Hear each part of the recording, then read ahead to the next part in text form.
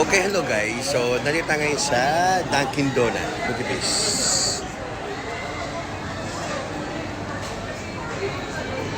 Yun. So, bibili tayo ng donut.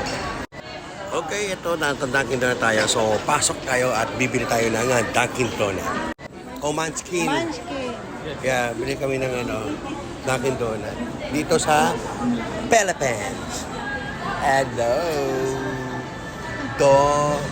Dunkin' Donut check. Larry, what do you want? What do you want? Anong? Kahit ano? Munchkin.